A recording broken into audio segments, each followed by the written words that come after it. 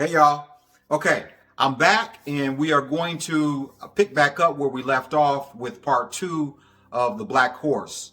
And I hope you all got some snacks and some cookies and came back. For some of you that really want to be learners and followers of Jesus, and I don't mean that in a bad way, really I don't. But for others of you that say, listen, I'll pick this up next week. So here we are. This is maybe your next week part, but I put on a jacket because I wanted you to see me differently. And that way, you know, I'm tricking your mind to think that, oh, okay, this is a different video. It is a different video, but it's a follow-up to part 1. So, all right. So let's get into part 2. And in part 2, we are going to deal with a different type of theology. And this theology is going to reflect and is going to impact the black horse. It's going to speak directly to the black horse. And I told you that we're going to go down into the woods a little bit, and it's going to look like maybe I'm not talking about economics and the black horse, but trust and believe. I trust and believe. I know what I'm talking about, and I'm tracked. I ain't lost. Okay. So the concern that I have is when we look at faith theology versus development theology. Faith theology versus development theology. Okay, now this is going to be the overarching theme. But before we get to there, we have to understand something about doctrine. And it has been, doctrine is the crux of what I believe is the problem as relates even to the black horse, because there's a reason why some of us are poor or absent of the wherewithal, the means to do what we need to do versus others. And especially as it relates to Christendom, because of what we have been taught with a false expectation or a false expectancy, something that God never really said in his word. And we have taken that and we have distorted that hermeneutic and presented it to naive people in the church, in the pews, the ecclesia, to make them believe that something is going to happen to them just off the strength of them being Christians. Because if you were a disciple, then you would understand something differently. Why? Because there's a saving knowledge that is going to come to you that's going to say, wait a minute, something about that just don't sound right. And so I need to go in a little bit deeper and have a better understanding as it relates to me for my sustainability, and not just to be able to sustain yourself, but to be able to thrive as a man or a woman of God. Because one of the travesties that we're dealing with today is that Christendom, and I'm saying that because that's a word and terminology that you are familiar with, they don't look like Jesus. They don't look like the power of Jesus. They look like the Jesus that was born in a manger in swaddling clothes. But there has not been an experience of the Jesus that is King of Kings and is Lord of Lords, because you should mirror that in some way, form, or fashion. And you should be able to walk this earth and do the things that Jesus did in some way, form, or fashion, because Jesus said that what I do, you're going to do, but you're going to do it greater. He says, greater works shall ye do. Okay? Okay, I digress for a second. Didn't mean to get into that. So, there's a doctrine, a doctrinal issue, the doctrine of theology that I believe that is hurting the church. All right. So when we look at this, we have to look at doctrine or sound doctrine versus what maybe we have been getting used to, which is piety, on one hand and indulgence on the other hand. I'm going to explain that. Piety is something that suggests that I'm just going to be in the service of the Lord. I'm going to be a dutiful Christian. I have a duty. I have an obligation, why? Because I'm a good person. I am a noble person. This is where it's not going to sound like it's economics, but trust me, it is going to the black horse.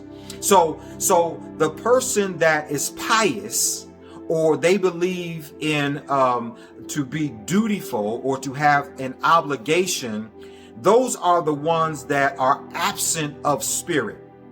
Okay, now so let's look at somebody. Martha, the Bible talks about Martha and Mary. And it talks about them from the respect of Jesus was coming and they were preparing for Jesus to come. Preparing for Jesus to come. I'm talking about doctrine because this is going to lead into something. And so Martha, Martha has an intellectual salvation. She has a dutiful salvation. She has a pious or a salvation that is full of piety, meaning that I am going to reverence or I'm going to honor Jesus out of duty, not out of relationship. I'm going to do it out of duty. And so the story is that when Jesus comes, Martha is concerned about getting this and that and everything in order. And because I want it to look like church, I want it to look churchy. I want it to feel churchy. I want when Jesus walks through the door, I want the lights to be a certain way. They have a certain ambiance. I want this to be set over there. Make sure these flowers are out. So when he comes in, we are going to woo and wow him with the aesthetics of who we are, the aesthetics of the building, the aesthetics of church, the performance that we're going to put on. Make sure that you sing this song and you sing that song and you got to preach this particular message. Why? Because so-and-so is coming. They are going to be in the building. And I'm not saying that anything is wrong with what you did, but Jesus now, when he gets there, he does not recognize it. And this is where, stay with me. It's God, Jesus has to recognize himself when he gets to your house. He's got to see him. He ain't looking at the pictures on the wall. He ain't looking at the clothes that you got on. He ain't looking at none of the aesthetics. You can't sing him and woo him and buy him out. It's a life. It's a standard that you have to live, and that's going to get the attention of Jesus.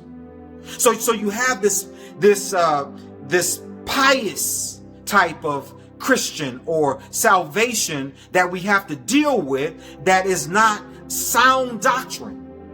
But the scripture clearly gives us a definitive illustration of what Jesus wanted as opposed to what the church or the Christian preferred.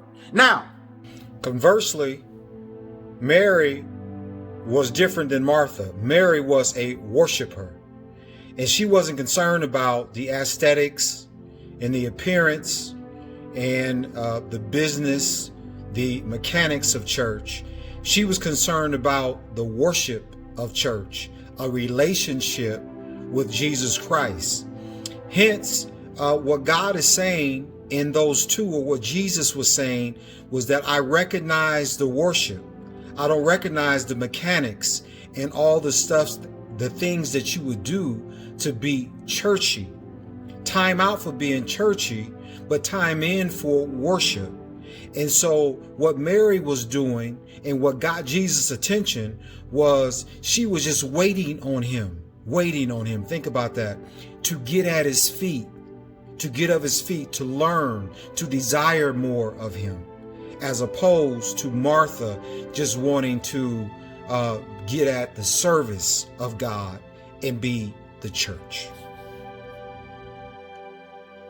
There is the indulgence part of it, and that is this part where it came out of the Catholicism or the Catholic Church, and I don't know if it's something that they practice now, but it was a practice that they did, back in the day, and it was as it relates to purgatory and getting into heaven. They figured that if they laid up enough of indulgences. What is an indulgence? An indulgence is I can pay my way into heaven. What does that mean to us now? Let me give. And see, this is why I start talking to the folks that's got a little bit of money, or the folks that's got a little bit of influence that can get some money or whatever. Let me pay. It has nothing to do, because being pious may even have a better behavior.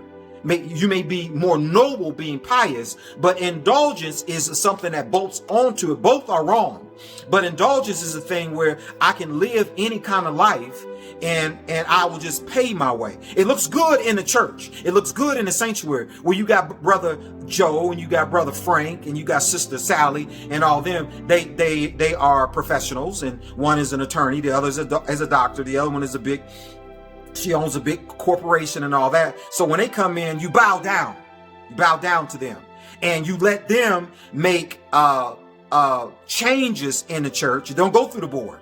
See, the pastor's influence, well, number one is because they are the shelter for his existence is in them.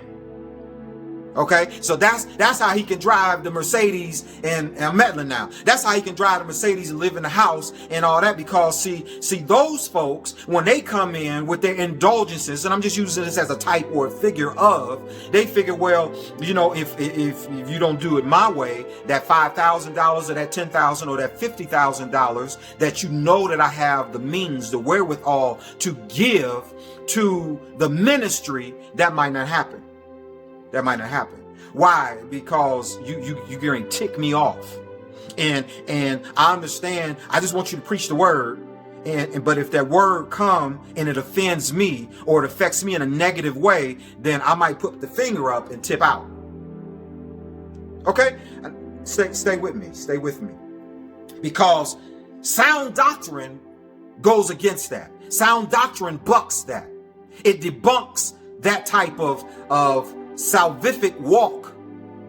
Although, and we got it, just look at your church, just be observant, and you'll see the different type of Christians, not disciples, but they are Christians. Because when you're a disciple, your money ain't your money. I don't care how much money you got. If you're a millionaire, you don't look at it as it's my money, I'm a millionaire, blah blah blah. You listen to the voice of God, and if God says to give, you give. It ain't about what they do to you or what you don't like about the church and all that. If God called you there, you set your butt there, you be a disciple, you be a learner, and you do what you do. You get what you get, and you give what you're supposed to give. You are led. Those that are the sons of God are led by the Spirit of God. All right. I am definitely going somewhere, and I know y'all think that I done lost my mind. So now we have this intellectual type of person or pious person, and this person that is full of indulgences because they figure that they can buy their way out of purgatory, live any kind of way, and not thinking that God is going to keep an account of it. And when you get to the gates and you say, well, I paid $2 million. Now you better open that door up. The devil is a lie. I know you did this and I know you did that, and I know that you did it saying my name, but I never knew you. I never knew you. I'm trying to help you. That's what my granddaddy used to say, boy, I'm trying to help you. So when we look at this whole thing, and we're talking about a sound doctrine, because that's going to take us back to this black horse, versus doctrines of folly. And I think that the church has been embraced by doctrines of folly. It brings us to one of the cruxes of where I want to go. And so let's look at Hebrews, the 10th chapter. And I'm not going to go there. I want you to read the whole chapter, because Hebrews 10 lays out a sound doctrine.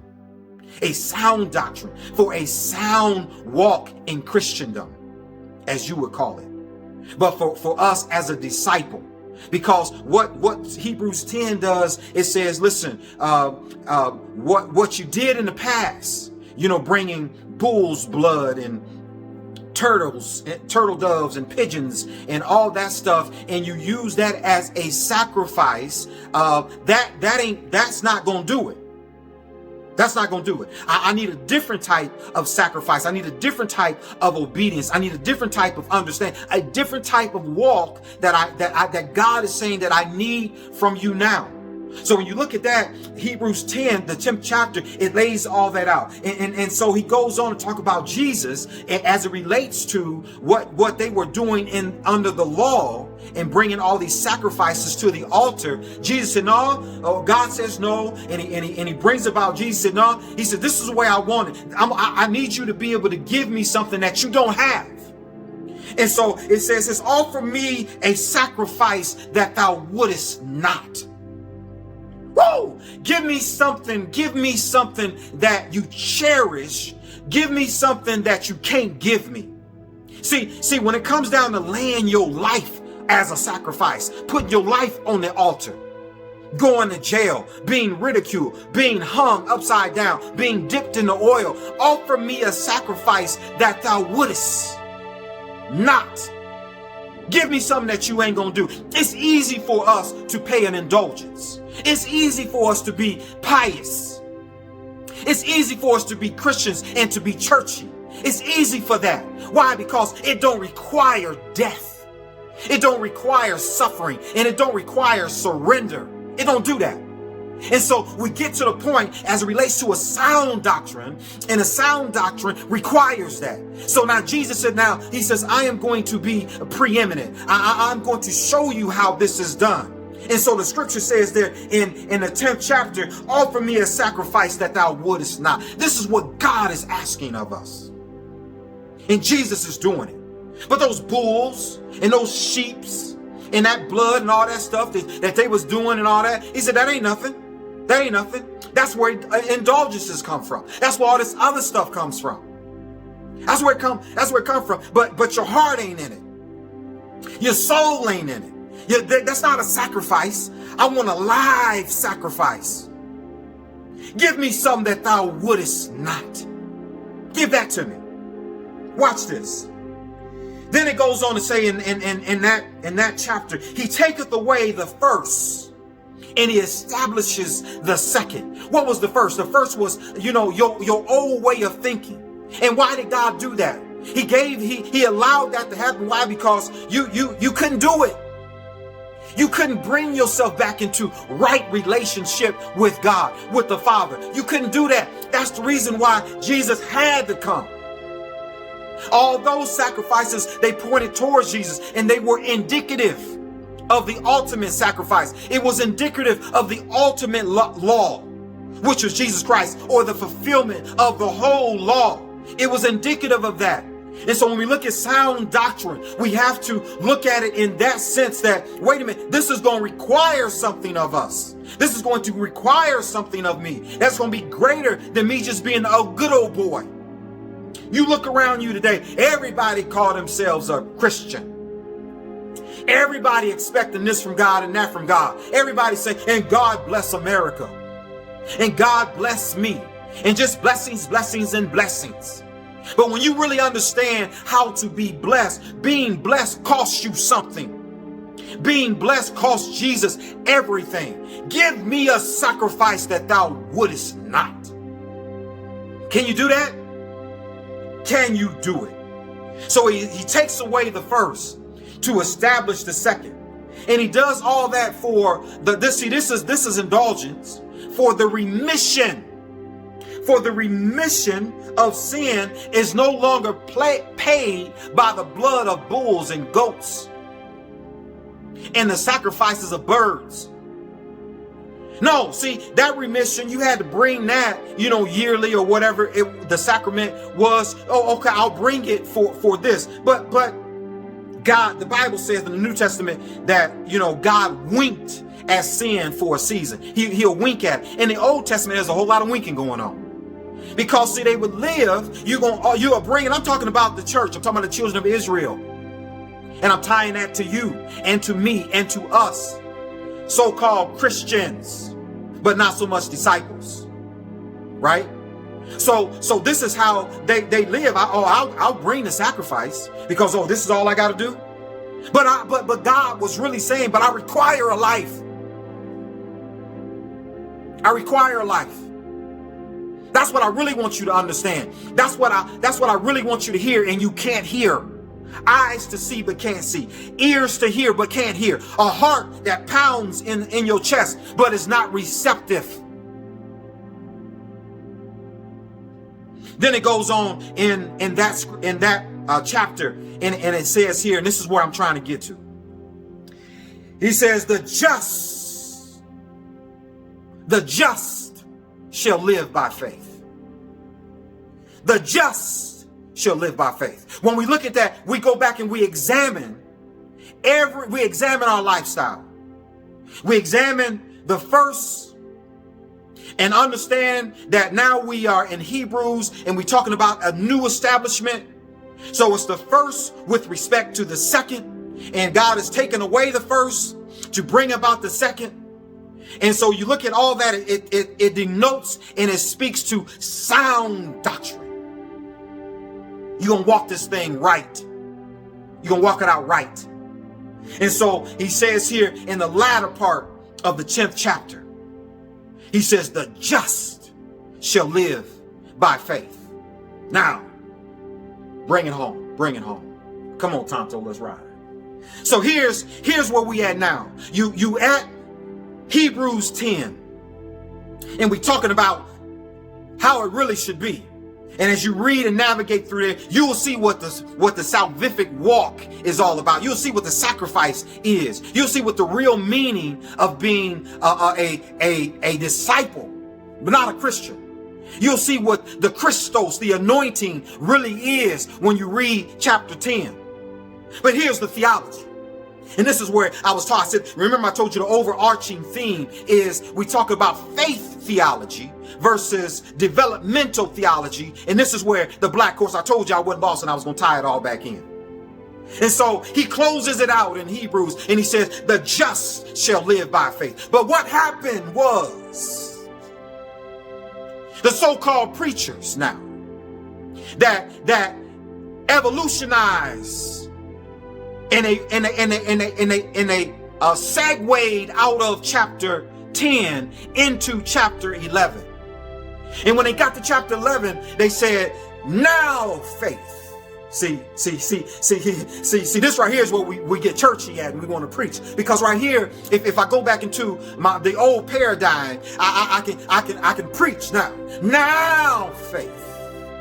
See, because we came out of chapter 10 of Hebrews. And we talked about a sound doctrine. And the just shall live by faith. And we saw what that really was. But when we got to chapter 11, we got hungry. And so the church, they started having an itch for something a little bit more that required less of. See, they said, well, listen, this might be a little bit too hard. So now you establish a new type of faith and you called it and you interpret it. You made the hermeneutic wrong. And so now faith became what you wanted it to be. Now faith is, let's redefine that. Let's give now faith a different type of hermeneutic. And so now what has happened to the church from going to a solid doctrine, and I wish I had time to unpack this because I'm talking about the Protestants, I'm talking about the Catholics, I'm talking about the Presbyterian, I'm talking about all of it. I can talk about Calvin and Luther and the 95 Theses and all that stuff and how we got to this place where we are now. And so the church got so comfortable and it wanted to get fat again instead of live a life. Give me a sacrifice that thou wouldest not. Give me that. See? And so now we get to Hebrews 12. Hebrews 11, not 12. You say, now faith is the substance of things hoped for. Because now I'm longing, because I'm walking this thing out, and you know I'm the pastor, and you know I'm the bishop, and you know I'm the apostle, and I'm the right reverend. And I want to put it on my license plate, Dr. Reverend such and such. And I got my flock is this, and you know such and such belong to our church, and this, that, and the other. And so now faith, now we dealing with a faith theology that has crippled the church. Because here now we inject this new prosperity preaching. I'm in the black horse. I'm in the black horse. And so with this prosperity preaching, what you said was, now faith is the substance of things hoped for and the evidence of things not seen. But I'm gonna do it too, because I got a old slick tongue on me. A slick tongue on me. And with this slick tongue, what I'm gonna do is I'm gonna tell you that, you know, all you gotta do is how do they do it? Is they said name it and claim it. Name it and claim it. And they get up and they can preach and they can evangelize. This is what I meant when I said the day before yesterday, whenever it was, that there's a vast difference between the teacher and the evangelist or the prophet. Not to make them bad. I'm not saying that. But what I'm saying is, I'm teaching now, but I'm also being prophetic. But the crux of my ministry is in teaching. And so I'm here as like Jeremiah. What are you here to pluck out, to listen, tear down? All right. So I want to deal with a lot of things that has been going on in the church, and why the church and so many poor people that's in the church, that the preachers and the pastors up there, and they new $1,000, $2,000 suits and alligator shoes and Mercedes Benz and $5 million houses out there fleecing the flock. And you taking stuff from folks, and they poor, and they trying to figure out, I am believing in your words that are coming out of your mouth, and your words that are coming out of your mouth are not sound doctrine.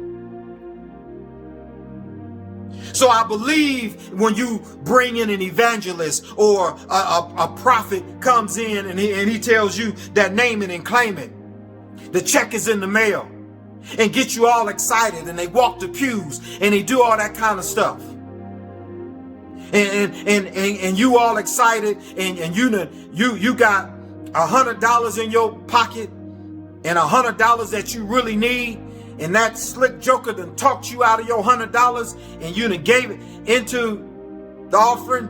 I'm not saying that don't give. I'm not saying that. What I'm saying is, you gotta look at, you gotta do an assessment. You gotta audit.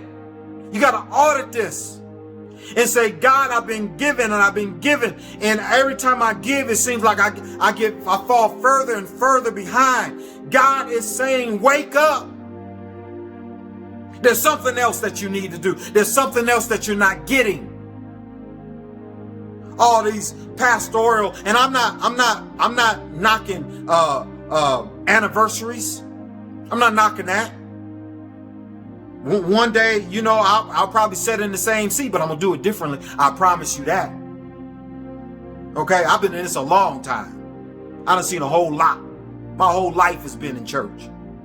Okay, but when you sit back and because you all suchy much and anniversary, you know, give me, stop that. Get him a new car. Get him.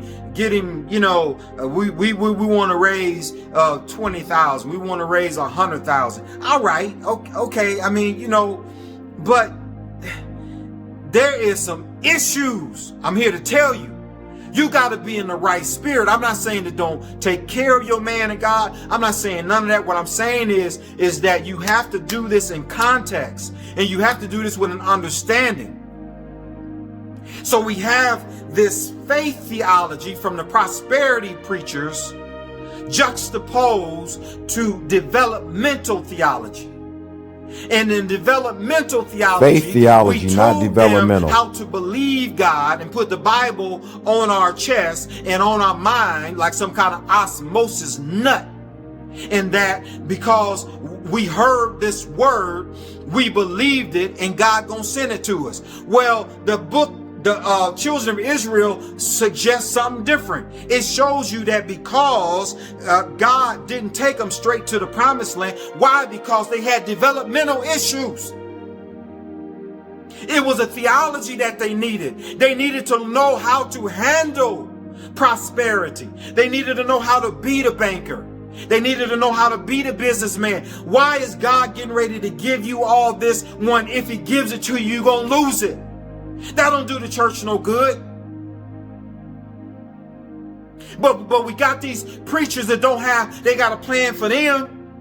And you can figure it out. If you get this line and you get 100 people to give you $30, well, you can do math on that. And you know what your next week and your next month, you can give your trajectory for the year. But what about the ones that don't have that? What about the plan and the trajectory for their life? Developmental theology. Now, that's where I come in at. To teach. That's the teacher now. Now I want to show you how you get what he got. And maybe even what he got wasn't the right way to get it. But everybody's supposed to prosper. And so we living in this thing now with the black horse. And the black horse is plaguing us. And there's more that we have to do in order to compete with the days of ahead. And you can't do it with just this prosperity faith. It's got to be the faith of Hebrews chapter 10. And it's got to be a clear and a clean interpretation of Hebrews chapter 11. Now faith, you're right, now faith. But not now faith is just I'm going to give you candy. And it's just going to come and the check is in the mail and all that. It's not now faith like that. And so many of us, we have taken this and this has become a part of our experience. Our Christian experience. We ain't even talking about disciples. And yet you living poor. Yet you living defeated. And yet you wondering every day. Go to church and you look in the church. Ain't nothing happening in the church. People ain't getting up. People ain't getting better. And I don't mean that carte blanche. But when I'm saying that overarching. And I know I might sound fussy. I'm not saying that because I want to fuss. I'm saying that because I got the heart of God. And God is not pleased with where the church is. And there's a horseman that is coming that's black. And he's riding. And he's picking up momentum. And with that momentum, men and women and children of God, the church has to be ready. And we have to start to understand and interpret this thing differently. And to really be the heads, those that are out front. And so my objective, I am going to close right here. But I'm going to come back next week. And my objective is now we're going to go to the book of Daniel. And I'm going to show you what it's going to take for the church. One way, I'm going to show you. There's a lot of ways. But this is going to be one way to reestablish our footing and to make us the head and not the tail. Children of God, I hope this has been a blessing to you. Remember this, that the worst is over. The best is yet to come. Your quality of life is going to get better and better and better. And you shall live and not die and declare the works of the Lord. Until next time, be blessed and favored of the Lord.